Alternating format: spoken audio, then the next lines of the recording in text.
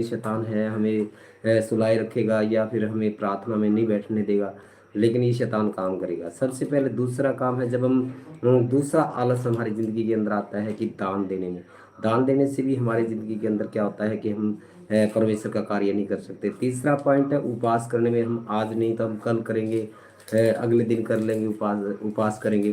तो ये हमारे इस अंदर से खास करके चार कमजोरियां हैं। चौथा पॉइंट है कि आप जो परमेश्वर का काम है, परमेश्वर ने जब आत्मा दिया है, परमेश्वर ने आपको चुन के खड़ा किया है, तो आप परमेश्वर के राज्य के लिए काम करो। क्योंकि मत्ती की पुस्तक 28 में लिखा परमेश्वर ने लिखा गया, परमेश्वर ने कहा कि बेटा जाओ तुम मेरे सुसमाचार का प्रचार करो और पिता पुत्र पवित्र आत्मा के नाम से बपतिस्मा दो और चेले बनाओ।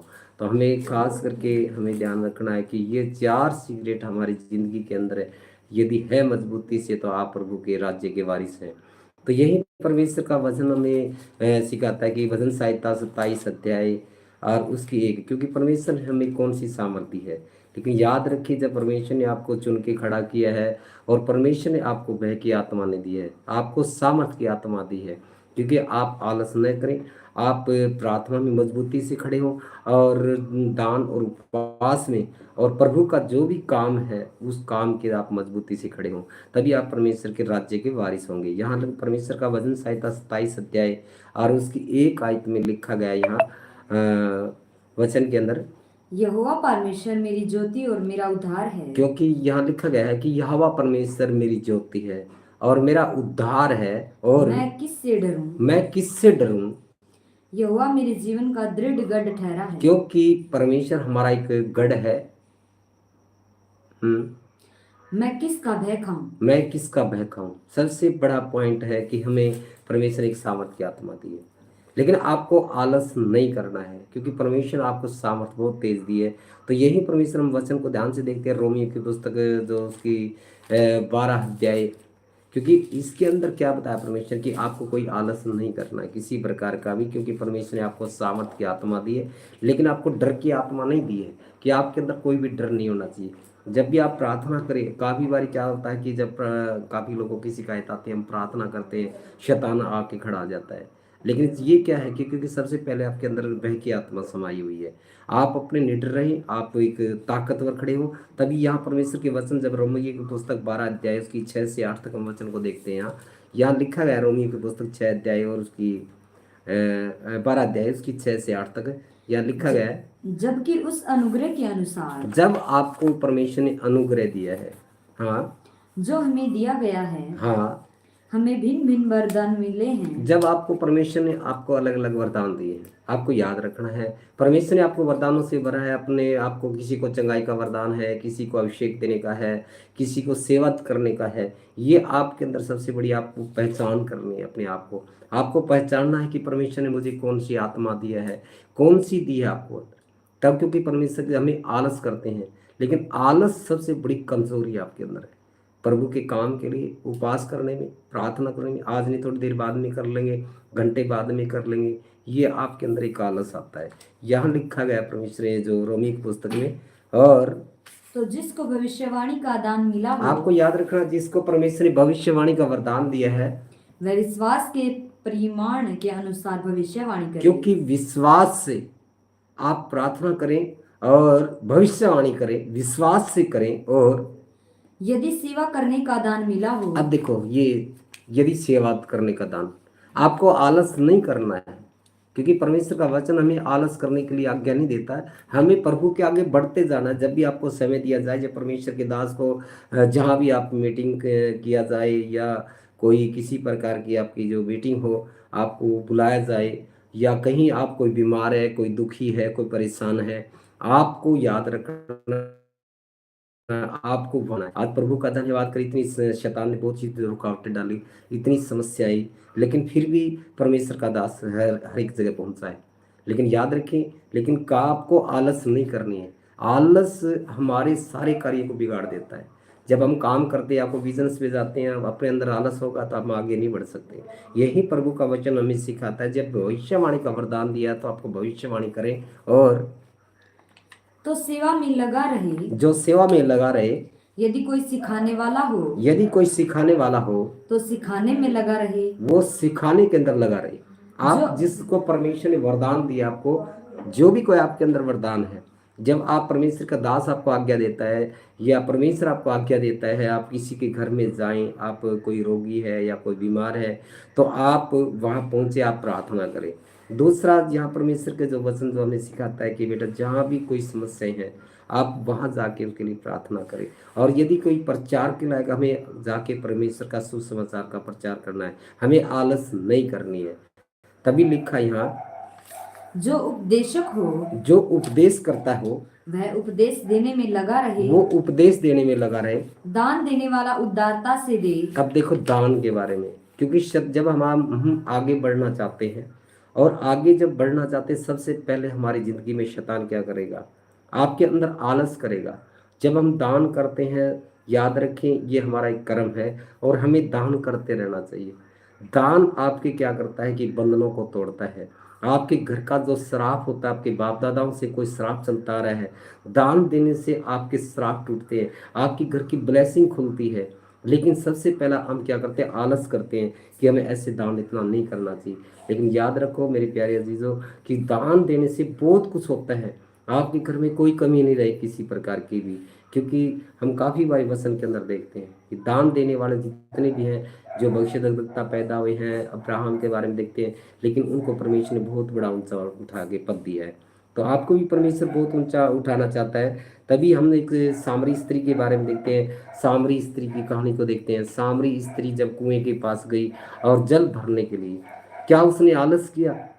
उसमें कोई आलस नहीं था, लेकिन उसने अपनी जिंदगी में एक ऐसी कोई बुराई हो सकती है, उसके अंदर कोई ऐसी चीज है जो वो हाथ कुएं के पास पहुंची। जब कुएं के पास याकूब का जहाँ कुआं बना हुआ था और वहां वो जल भरने के लिए, तब जल भरने के लिए गई और जल भरने के बाद में जैसे वो कुएं के पास पहुंची, वहां यीशु मसीह वहां बैठा था वहां।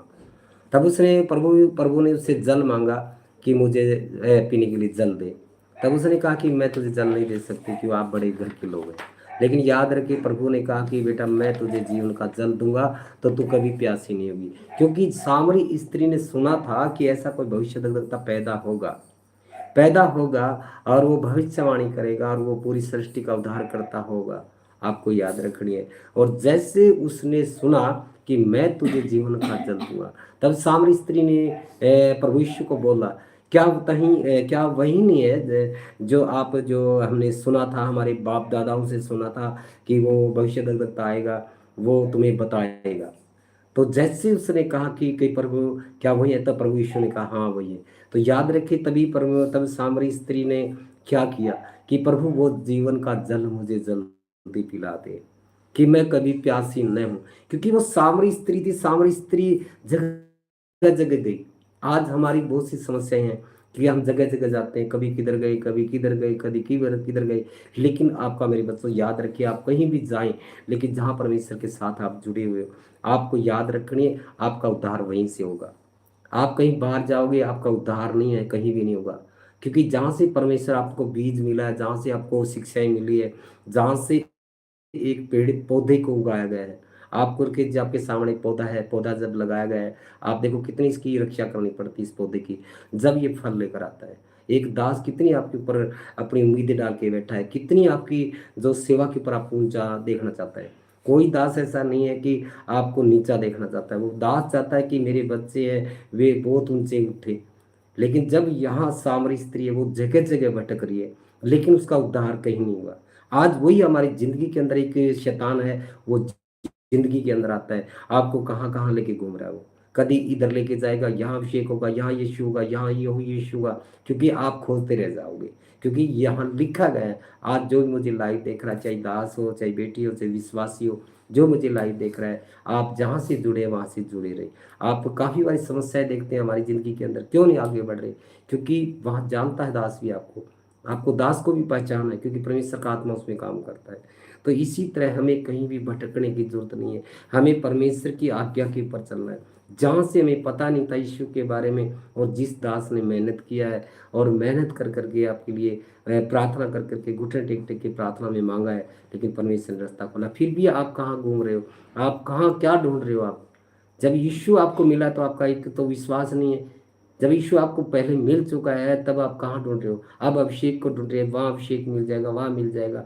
मेरे अजीजों याद रखें, आपको नहीं मिलेगा, आपका उद्धार नहीं होगा कभी भी जिंदगी में, क्योंकि बाइबल बयान नहीं करती है, क्योंकि बाइबल में लिखा गया है कि तू मेरा दायरा तोड़ रहा है।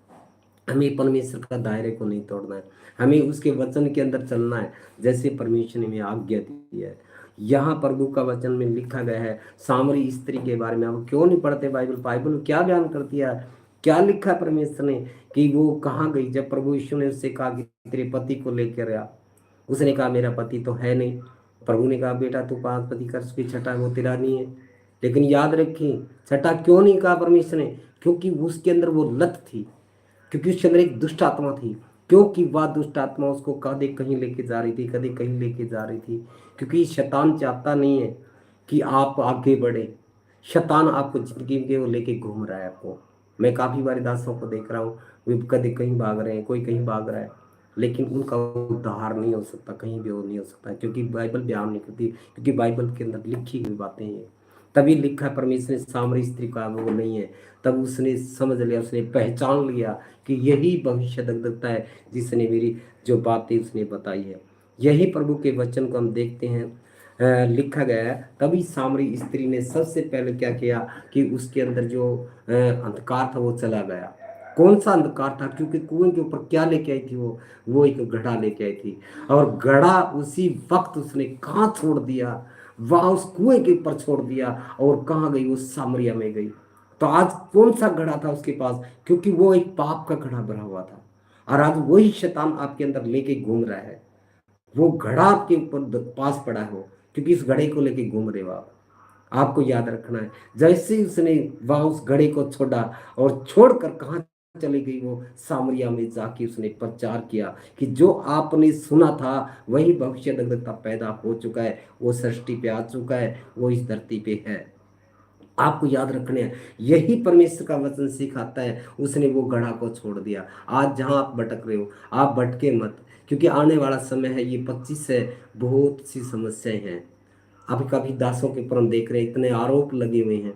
आप कहाँ घूम रहे हो? आप कहाँ जा रहे हो? आप वचन को सीखें। परमेश्वर ने कौन सी व्यवस्था बताई है कि झूठे भविष्यद्वक्ता पैदा हो जाएंगे और झूठे भविष्यवाणी करेंगे? ऐसी बहुत सी समस्याएं बाइबल के अंदर लिखी गई है कि ये समय आने वाला है, ये समय आ चुका है। आप देखो आप कितनी समस्या आ रही दासों के ऊपर। तो आप प्रार्थना करें दासों के लिए, क्योंकि शैतान बड़ा अपने जो काम पे स्टार्ट हो चुका है, वो शैतान अब काम करना शुरू कर दिया है। और जैसे सामरी स्त्री वहां गई कुएं के पास में, और वो वहां जाके उसने सामरिया के पास जाके उसने प्रचार किया।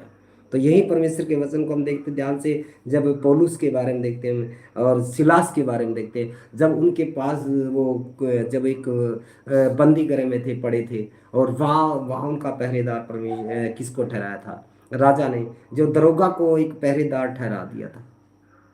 और उनके पास जब उनके पास देखो पवित्र आत्मा कहाँ नहीं आएगा? अरे परमेश्वर तो इतना प्यार करता आप लोगों से, बहुत ज्यादा प्रेम करता आप लोगों से। अरे आप कहीं भी हो, आप सितर रहे।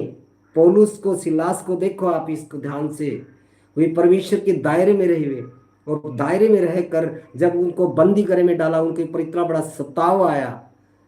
ऐसे ही दासों के ऊपर भी सताव आने वाला है। आप एक निडर बन के रहें, परमेश्वर के दास के साथ कंधे से कंधा मिलाकर चलें। आप जब परमेश्वर के राज्य के वारिस होंगे, क्योंकि आप आलस करते हो, आप हमें इस संडे को नहीं जाना है, अगले संडे को जाना है। कौन सा काम करते हैं प्रभु का?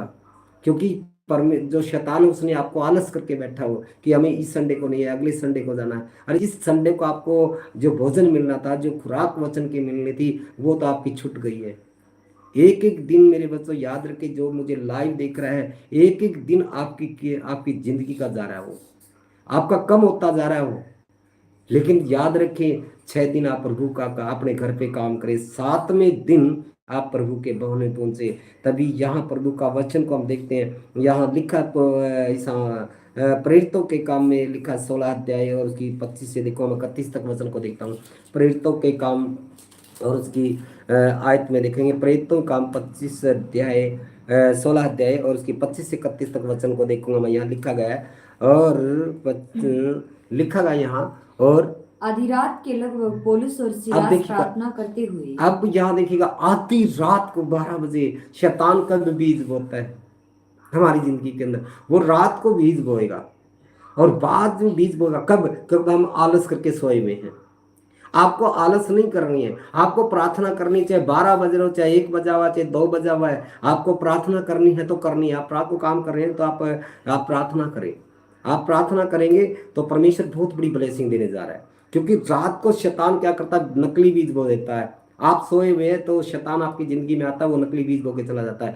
यहाँ पौलुस और सिलास को देखते हैं हम, ये रात को, जब रात का पैर था, जब रात को ये उन्होंने क्या किया, जहाँ बंदी गृह में डाले गए थे वहां उन्होंने प्रार्थना किया कि प्रभु के सामने। आपकी जिंदगी के अंदर याद रखिए, प्रार्थना एक ऐसी ताकत है जो सारे बंधनों को तोड़ती है। उपवास है, प्रार्थना करें, जो वचन को पढ़ें आप, आपकी जिंदगी के अंदर ये ताकत लेके आएगी। तभी लिखा गया यहाँ, और प्रार्थना कर रहे थे परमेश्वर के भजन गा रहे थे। और वे साथ में रात को 12 बजे उन्होंने बंदगी शुरू किया, क्योंकि उनको पता था कि परमेश्वर कैसा काम कर सकता है। और उसी वक्त रात को 12 बजे उन्होंने प्रार्थना किया और प्रार्थना करके प्रभु की महिमा कर रहे थे। और कैदी उनकी सुन रहे थे। और कैदी उनकी सुन रहे थे। इतने में एकाएक बड़ा भूकंप आया। तब एक ऐसा भूकंप आया। आज आप जो लाइव देख रहा है मुझे, आप रिसीव करें। आज पवित्र आत्मा का अभिषेक आपके ऊपर होगा, और जो आलस करने वाली जो गंदी आत्माएं आपके विरुद्ध खड़ी है, जो आपको अपने घर पर रखती है या कहीं आपको हर एक काम, परमेश्वर के काम में रुकावट डालती है, आप याद रखें अभी पवित्र आत्मा आपके ऊपर होगा। जो मुझे लाइव कहीं से देख रहा, राजस्थान से देख रहा, यूपी से देख रहा, बिहार से देख रहा, महाराष्ट्र से देख रहा है, और जो भी लोग मुझे बाहर विदेश से, अलग अलग कंट्रियों से जो मुझे देख रहा है, आज जो इस वचन को रिसीव करता है, आज परमेश्वर आपके अंदर से जो आलस की आत्माएं हैं, वे आत्मा यीशु के नाम से जाती रहेगी। आज यहाँ देखिएगा, यहाँ लिखा गया है, और जब रात को जब बंदी करे थे और जब वे प्रार्थना कर रहे थे, और प्रार्थना के द्वारा उन्होंने महिमा करनी शुरू किया, और तब क्या लिखा है, हाँ, इतने में एकाएक बड़ा भूकंप आया। अब एक ऐसा भूकंप आया उनकी जिंदगी के अंदर, यहाँ तक कि बंदी गृह की नींव हिल गई। अब देखो, उन्होंने आलस नहीं किया। यदि वे आलस करते तो पवित्र आत्मा का उन पर नहीं उतरता, और उसी वक्त बंदी गृह की जो नींव थी वो हिल गई, और तुरंत सब द्वार खुल गए। तब सारे दरवाजे खुल गए, और सबके बंधन खुल गए। और सारे बंधन खुल गए। दरोगा जाग उठा। और दरोगा जाग उठा। और बंदीगृह के द्वार खुले देख अब जैसे वहां पवित्र आत्मा का अभिषेक उतरा, क्योंकि वे जब आलस करते तो पवित्र आत्मा नहीं उतरता, और उन्होंने भजन गाया और प्रार्थना किया, और उसी वक्त वो जो नींव थी उसकी, जो बंदी गृह की, और वो नींव हिल गई। और तब दरोगा की क्या हुआ, जहाँ दरोगा एक पहरेदार उनके ऊपर बैठा था, और उसकी जाग जो उसने आंखें खोली, और कि कैदी भाग गए हैं। कि जैसे उसने देखा, जहाँ जिस बंदी गृह में पड़े थे, जिस ताले के अंदर जो ताला लगा था, जहाँ कुंडा लगा था, वहां सारे दरवाजे खुल गए। आज जब आप प्रार्थना करते, रात को प्रार्थना करते, तो आपके ऊपर से जितने बंधन है, आज यीशु के नाम से सारे बंधन टूट जाएंगे। और अतः उसने तलवार खींचकर अपने आप को मार डालना अब चाहा। उसने क्या किया, और जैसे उसने देखा कि सारे दरवाजे खुल चुके हैं, आप प्रार्थना करिए, आपके बंधन टूटते जा रहे हैं।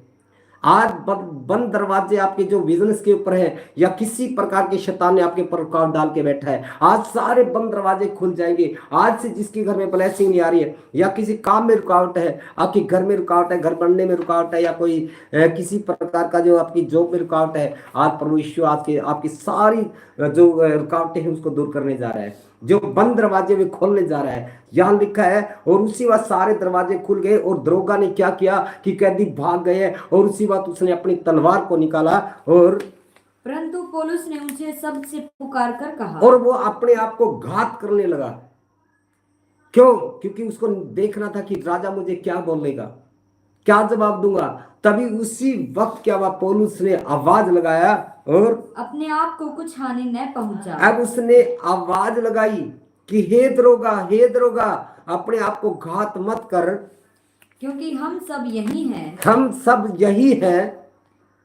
तब वह दिया मंगवाकर भीतर लपका। अब जैसे उसने देखा, उसने आवाज को सुनाई दिया, और उसी वक्त उसने एक जो दीवा था, उसने वो दीवा लेकर जैसे उसे बंदी गृह में झांक कर देखा, और कांपता हुआ पौलुस और सिलास के आगे गिरा। और जैसे वो कंपना, उसको पता चल गया कि ये परमेश्वर के बच्चे हैं।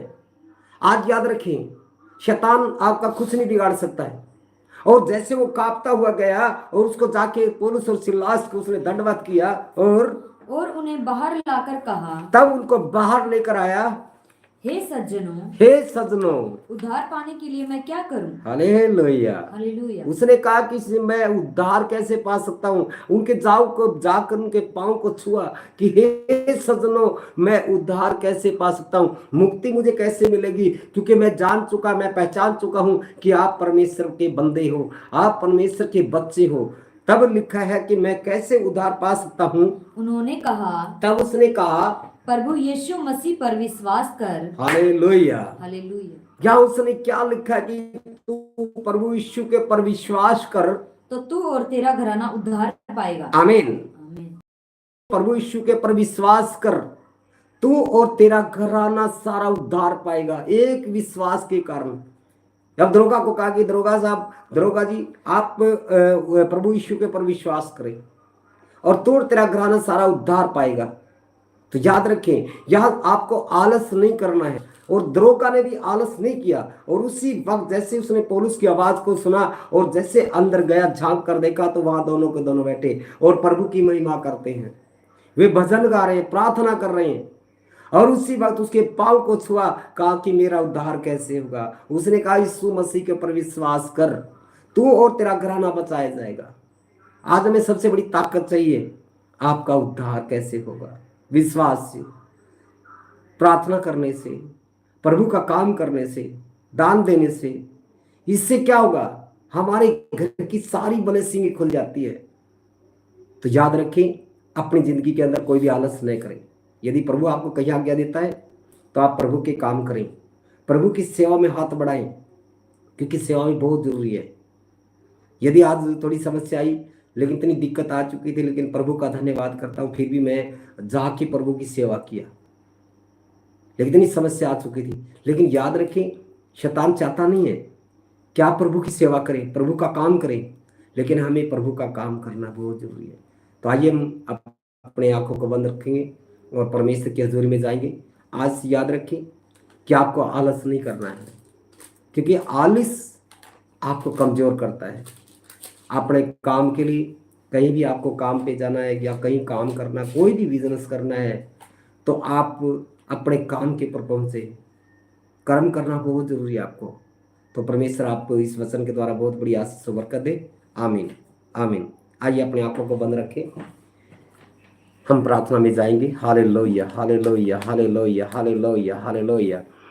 पिता परमेश्वर, मैं धन्यवाद देता हूँ प्यारे प्रभु जी, तू राजाओं का राजा, प्रभु का प्रभु, पिता परमेश्वर, तो पूरी सृष्टि का सर्जनहार है प्यारे परमेश्वर। मैं धन्यवाद देता हूँ प्यारे परमेश्वर, जो आज का तूने कलाम दिया मेरे प्रभु, उस कलाम के द्वारा तूने कहा कि बेटा, आलस करने वाले परमेश्वर के राज्य के वारिस नहीं हो सकते।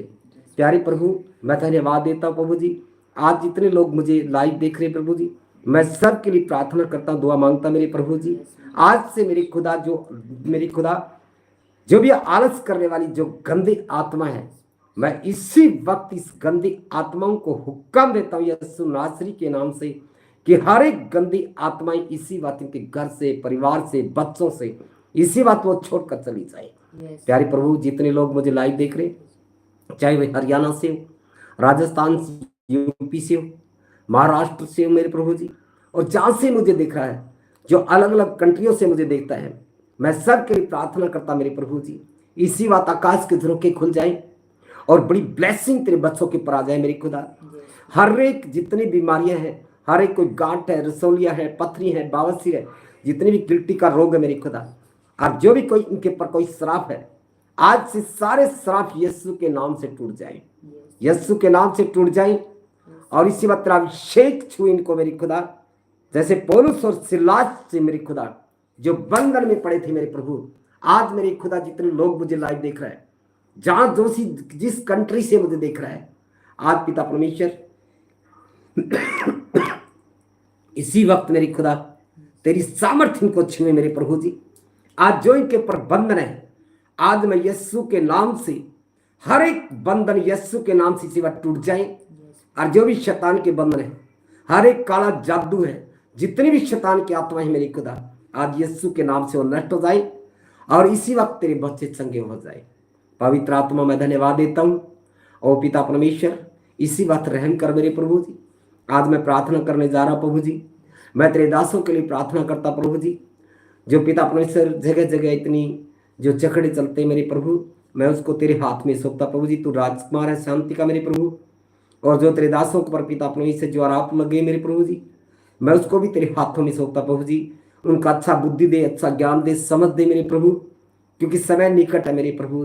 तेरा वचन बोलता है मेरे खुदा कि ऐसे ऐसे समस्या आएगी, दोष लगाए जाएंगे, बंदीगृह में डाले जाएंगे, लेकिन मेरे खुदा मैं तेरा धन्यवाद देता हूँ प्यारे प्रभु। ये तेरे वचन में लिखा गया है, आज जो भी दासों पर जो पिता दोष लगाने वाली आत्माएं हैं, प्रभु यीशु के नाम से वो चली जाए और तेरे दास आजाद हो जाए। और प्रभु जी तेरा ज्यादा ज्यादा तेरा सुसमाचार का प्रचार किया जाए मेरी खुदा। और पिता परमेश्वर मैं धन्यवाद देता हूँ, और पिता पूरी कलीसिया के लिए प्रार्थना करता हूँ जो तेरे दास देखते मेरी खुदा। मैं तेरे दासों के लिए प्रार्थना करता हूँ प्यारे प्रभु जी, तेरे दासों के ऊपर भी तेरा अनुग्रह और तेरी सामर्थ कार्य करे मेरे प्रभु जी, कोई भी शैतान टैक ना मारने पाए। पिता परमेश्वर मेरे भारत देश के लिए प्रार्थना करता हूँ, मेरे भारत देश के लिए प्रभु जी, मेरे दास मेरे भारत देश के अंदर पिता तेरा अनुग्रह तेरी सामर्थ कार्य करे प्रभु जी। मेरे देश के प्रधानमंत्री के लिए प्रार्थना करता प्रभु जी, और पिता परमेश्वर उनको भी पिता तो संभाल रखना प्रभु जी, अच्छा ज्ञान बुद्धि दे मेरे प्रभु जी। और पिता परमेश्वर मैं जितने भी मेरे देश के जो पिता परमेश्वर मंत्री हैं, मैं सब के लिए प्रार्थना करता हूँ। और मेरे देश के जितने रक्षक हैं मेरे प्रभु जी, जो फौजी भाई है पिता परमेश्वर उनके लिए भी प्रार्थना करता मेरे प्यारे परमेश्वर। और जितने भी पुलिस में जॉब करते हैं उनके लिए भी प्रार्थना करते हैं मेरे प्यारे परमेश्वर। जितने डॉक्टर हैं मेरे प्रभु जी उनके लिए भी प्रार्थना करते हैं मेरे देश के प्रभु जी। पिता परमेश्वर उनके पवित्र अनुग्रह तेरी सामर्थ कार्य करे प्रभु जी, और पिता हर एक बंधन उनके पर से भी टूट जाए। और प्यारे प्रभु जी मैं हरियाणा राज्य के लिए प्रार्थना करता हूँ पिता परमेश्वर, मेरे हरियाणा राज्य के मुख्यमंत्री के लिए प्रार्थना करता हूँ प्रभु जी। और पिता हर एक एमएलए के लिए, विधायक के लिए, सबके लिए प्रार्थना करता हूँ प्यारे प्रभु। तेरा अनुग्रह ही पिता काफी है प्रभु जी, उनके पर भी पिता परमेश्वर तेरी सामर्थ हो मेरे प्रभु जी, जो अच्छा काम कर सके मेरे खुदा। प्यारे प्रभु मैं धन्यवाद देता हूँ, और आगे का पूरा समय तेरे हाथ में सौंपता मेरे खुदा। पिता यीशु के सामर्थी नाम से मैं इस प्रार्थना को मांगता मेरे खुदा, आमीन आमीन आमीन। तो परमेश्वर इस वचन के द्वारा आपको बहुत बड़ी आशीष और बरकत दे। आमीन आमीन आमीन। जय मसीह की जय मसीह।